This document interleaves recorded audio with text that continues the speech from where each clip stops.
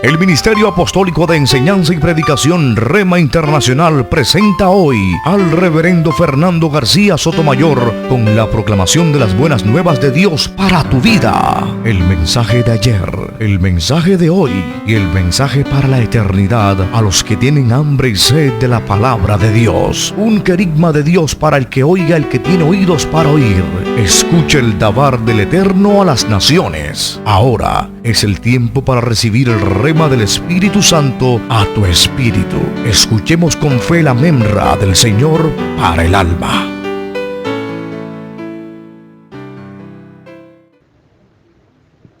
Quiero invitarles a que lean el primer versículo de la Biblia, el primer verso de la Biblia.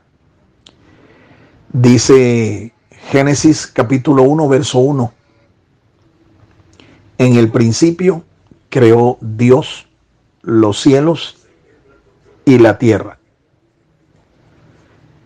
En el principio creó Dios los cielos y la tierra. Nos quedamos con ese verso. Es el primer verso de la Biblia. Oro al Señor para que nuestro entendimiento sea abierto a la exposición de su palabra y que nosotros podamos ser edificados al entender espiritualmente su palabra. Bien, este primer verso de la Biblia es parte del libro de Génesis, llamado así, según nuestras traducciones. En el texto hebreo, el canon hebreo, no le da el nombre de Génesis, sino el nombre hebreo acostumbrado en todos los textos de las escrituras hebreas. Me estoy refiriendo al Antiguo Testamento. Cada libro del Antiguo Testamento tiene un nombre hebreo según el canon hebreo y corresponde a la primera expresión que aparece en cada libro, la primera palabra que aparece en cada libro. Así en Génesis, la palabra que fue traducida como en el principio es en realidad una sola palabra y es la expresión Bereshit. El libro entonces toma este nombre, Bereshit. Luego el segundo libro se llama Éxodo, según el canon de la Septuaginta, pero en el canon hebreo se llama Shemot, porque empieza con la expresión, estos son los nombres. Nombres es una expresión hebrea plural. Y la forma hebrea es esta. La expresión hebrea es Shemot. Y así sucesivamente. Cuando uno piensa entonces en este pasaje, Génesis 1:1, en el principio creó Dios los cielos y la tierra, nos damos cuenta que Moisés nos dice de entrada, que es el autor de este libro y de los 5 primeros libros de la Biblia, nos dice de entrada que nosotros somos el producto de una obra creadora, de un personaje que el escritor sagrado le llama Elohim, y que nuestros traductores colocaron allí Dios. Esa fue la traducción del vocablo Elohim. Elohim es un vocablo hebreo que es plural. Un vocablo hebreo que es plural.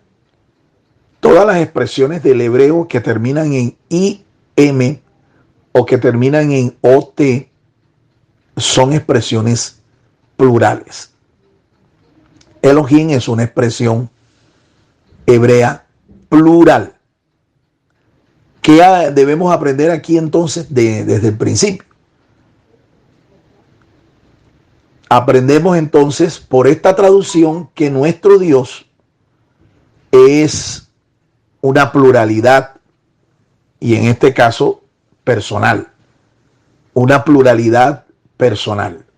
En Dios entonces hay más de una persona, porque plural nos habla de eso, de más de uno.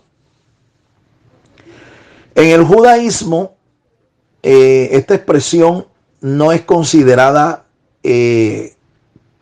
atribuida a Dios, no es considerada como una pluralidad de personas, sino que ellos le dan una explicación extraña al asunto. Ellos dicen que esta expresión indica una especie como de majestad, ¿sí? Una majestad que es gloriosa, etcétera. No tocan para nada el asunto personal de Dios. Ellos enfatizan entonces que este es un plural majestático, algo extraño y difícil de comprender. El asunto es que ellos no quieren reconocer, no aceptan que en Dios hay una pluralidad de personas, sino que para ellos Dios es único. Y en ese sentido, pues, tienen la razón, ¿sí? Porque Dios es uno, pero es uno sustancialmente hablando. Más en lo personal, existe más que una pluralidad majestática en Dios. Existe una pluralidad personal. Personal. Elohim también es traducido como un título atribuido a otras personalidades. Es decir, en el paganismo, ¿sí? El dios de los paganos o los dioses de los paganos también reciben el nombre de Elohim. Por ejemplo, el dios de los cananeos o uno de los dioses de los cananeos, porque estas culturas eran politeístas. El dios de los cananeos o uno de sus dioses era Baal. Y así sucesivamente. Usted puede encontrar los nombres de las deidades paganas de la antigüedad y usted va a encontrar un sinfín de nombres. Bueno, la forma genérica de referirse a estos dioses es Elohim también. Elohim. Entonces, para que un justo, un israelita creyente en el Dios de Abraham, de Isaac, de Jacob, o un cristiano creyente en el mismo Dios, tiene que mirar cuál es el nombre de esta deidad. Y nuestro Dios tiene un nombre personal. Ese nombre personal está basado en 4 letras del alefato hebreo. Yud Hei Vav Hei. 4 letras que fueron traducidas en nuestras traducciones como Jehová, Yahvé, Yahweh, etc. Jehová, incluso hay otras que le llaman así. Pero todas están basadas en las mismas 4 letras del alefato hebreo. Yud Hei Vav Hei. Entonces, Elohim, expresión hebrea plural que fue traducida como Dios en nuestras traducciones, también es atribuible, ¿sí?, a otras divinidades paganas. Pero hay una tercera traducción de este vocablo Elohim y se refiere a personas que ejercen autoridad, ya sea espiritual o ya sea autoridad terrenal. Elohim es un título, repito, que se traduce atribuido a personas que ejercen una autoridad. Pueden ser celestiales o pueden ser terrenales. Una autoridad celestial o una autoridad terrenal. Así los ángeles son llamados en las escrituras, en muchas ocasiones son llamados Elohim, y aún personalidades de autoridad terrenal, como por ejemplo un juez, un príncipe, un señor, es llamado también como un Elohim. un Elohim, una autoridad, ya sea terrenal o celestial. Bueno, creo que hasta aquí debemos ir entendiendo, ¿no? Me estoy enfocando en este vocablo, Elohim, y ya les he dado tres diferentes interpretaciones. Sí, Elohim puede ser atribuido a un Dios, una divinidad, una deidad, en forma genérica. Elohim puede ser atribuido a un Dios pagano, una deidad pagana. Elohim puede ser atribuido a una autoridad, ya sea esta celestial o terrenal. Hasta aquí creo que vamos bien. Bien, me quiero ir a la etimología del vocablo.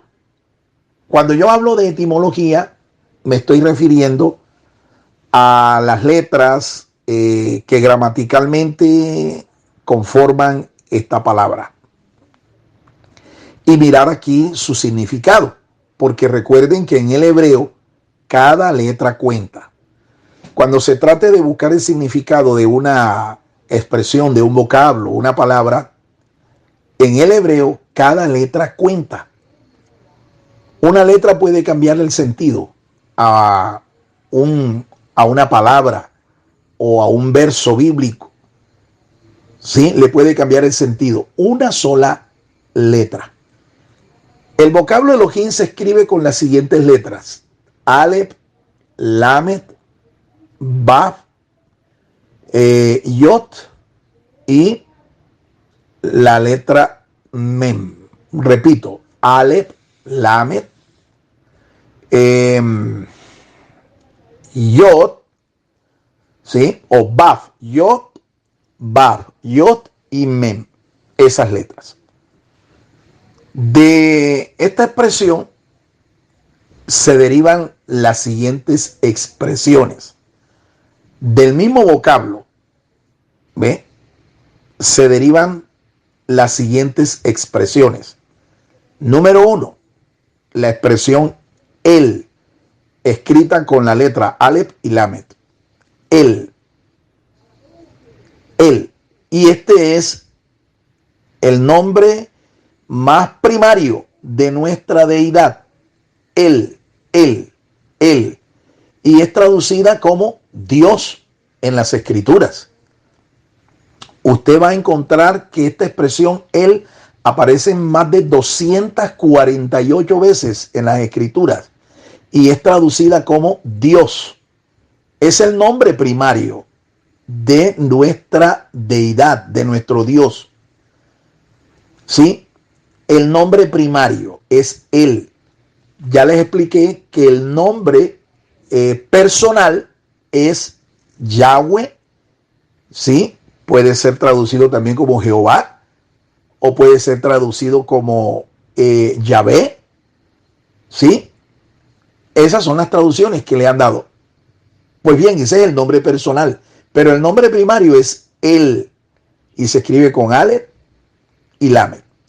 Aleph y Lamed. Y se encuentra, allá voy a hacerles mención solo de una de las más de 248 veces que se encuentra esta expresión en las escrituras. Esta expresión se halla ya en Génesis, capítulo 15, verso 4, cuando se refiere allí al momento en que Abraham paga los diezmos a Melquisedec, el rey de Salem, ¿sí? El rey de justicia, el rey de paz. Abraham paga los diezmos a Melquisedec y Melquisedec lo bendice en nombre del Dios Altísimo. Esa expresión, Dios Altísimo, en hebreo se dice El Elyon, el Dios Altísimo. La expresión Él se traduce aquí como Dios y es la expresión a la que me estoy refiriendo, Él. Ahora, la segunda expresión que se deriva también del mismo vocablo, Elohim, es la expresión Alam. Alam se escribe con Aleph, Lamed y Mem. Aleph, Lamet y Mem. ¿Qué traduce esta expresión? Es el verbo enmudecer. Enmudecer. Enmudecer. ¿Dónde se encuentra esta expresión? En Isaías 53, versos 4 al 7, es atribuida esta expresión al sufriente Mesías. El Mesías que se iba a encarnar 700 años después de la revelación profética que aquí hace Isaías. Isaías 53, versos 4 al 7. Dice el texto en dos expresiones que el Señor enmudeció, no abrió su boca. Enmudeció. Enmudeció. Guardó silencio, no abrió su boca. Como cordero fue llevado al matadero, dice el profeta. Enmudecer es el verbo alam. Alam, que se deriva de la expresión Elohim. Y número 3, hay una expresión más que se deriva de del mismo vocablo, Elohim. Y esta expresión es la expresión Ji. Ji se escribe con Hei, ¿verdad? Y con Yod. Ji, repito, se escribe con Hei y la expresión o la letra mejor, Yod. Se lee Ji y es traducido como ayes. ¿Dónde encontramos esa expresión? La encontramos una sola vez en la Biblia, una sola vez. Ayes. Está ya en el libro del profeta Ezequiel, capítulo 2, verso 10. Ezequiel, capítulo 2, verso 10. Allí se habla de los ayes, los lamentos, ¿sí? El dolor que iba a experimentar también el Mesías, ¿sí? Ante el sufrimiento, ante el dolor, él iba a enmudecer su boca y él iba a guardar silencio. La expresión allí que se traduce de las dos letras que le dije, Hei y Yod, es Ji y traduce ayes. Es interesante que en el hebreo no se encuentra en plural esta expresión. No es plural, es singular. Sin embargo, fue traducida como ayes. Ayes, para cualquiera que observe bien, es una expresión en el idioma español que es plural. Ayes. Se habla de más de un ay. Bueno, en el hebreo no es así, en el hebreo es singular. Entonces, sintetizando todo lo que hemos aprendido, la etimología de este vocablo Elohim, que se escribe con las letras Aleph, Lamet, Bab, la letra Hei, la letra Yod, la letra Men. Repito, Aleph, Lamet, Bab, Hei, Yod y Mem. Esta expresión da lugar a 3 vocablos más, derivados etimológicamente de la misma expresión. Ya les expliqué. Número 1, el nombre primario de nuestro Dios. Él. Nombre primario, él. La expresión alam, que es el verbo enmudecer, y la expresión ji, que es la expresión ayes, traducida como ayes en nuestras traducciones, ayes, pero que en el hebreo es una sola palabra y es singular. Es la expresión ji. Bien. Enseñanza espiritual para cada uno de nosotros. Nuestro Dios, nuestro Elohim, cuyo nombre personal es Yud Hei Bab Hei, es decir, Jehová, Yahvé o Yahweh. Nuestro Dios es el Dios que ante el dolor, ante la situación que vivió, ¿verdad?, en la cruz del Calvario, nuestro Dios, nuestro Señor, nuestra divinidad, nuestra deidad, Él es ese pastor, es ese Señor que ante el dolor, ¿sí?, no expresó ningún lamento, no expresó ninguna expresión de dolor, sino que guardó silencio. Qué enseñanza tan grande, ¿no? Y que nosotros también debemos imitar. Cuando el dolor nos visite, cuando la adversidad nos visite, cuando ante el sufrimiento nosotros nos enfrentemos, nuestra actitud ante el dolor debe ser la misma de nuestro Dios, de nuestro Mesías, de nuestro Señor. La misma actitud que Él mostró ante la cruz, ante el dolor, ante la adversidad. Él enmudeció, no abrió su boca. Porque el que guarda en silencio el dolor, la tristeza, es consolado. Sus lágrimas serán mitigadas por el mismo Señor. Pero el que ante el dolor, ante la tristeza, comienza a hacer de esto un espectáculo público, ¿ve?, para muchas veces llamar la atención, cuando en vez de asimilar y guardar silencio, ¿sí?,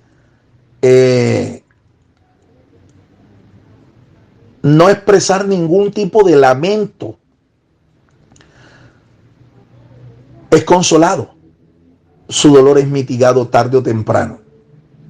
Y esa experiencia de dolor la convierte luego después en alegría, en gozo. ¿Sí? Porque supo esperar, supo guardar silencio. En el momento en que tenía que guardar silencio, en el momento en que tenía que callar su boca, y encontró en Dios el consuelo. Encuentra en Dios la victoria, la exaltación. No de balde, por eso dice las Escrituras que nuestro Señor fue un varón experimentado en quebranto, experimentado en el dolor. Porque el dolor, cuando se asimila correctamente, el dolor, cuando nosotros lo sabemos reciclar, esa misma fuerza, ¿ve?, que hace que reciclemos el dolor, es la misma fuerza que nos ayuda a levantarnos, nos ayuda a hacer resiliencia, y borrón y cuenta nueva, la vida continúa adelante. Esa es la enseñanza, y eso es lo que les quería compartir a todos mis estimados consiervos, esperando que todos aquellos que están en este momento enfrentando una situación dolorosa lo sepan asimilar de una manera correcta, porque esto es parte de un proceso de transformación que Dios está haciendo en cada uno de nosotros para transformar nuestro carácter al carácter de su Hijo amado, nuestro Señor Jesucristo. Un abrazo para todos ustedes y que tengan una feliz semana, una bienaventurada semana. Bendiciones. El Ministerio Apostólico Rema Internacional pone a disposición esta predicación. Ofrecemos ministración a simposios, seminarios, campañas evangelísticas, educación globalizada sana y de carácter interdenominacional. Escríbanos a ministerioremainternacional@gmail.com o llámenos al celular 316-270-7181.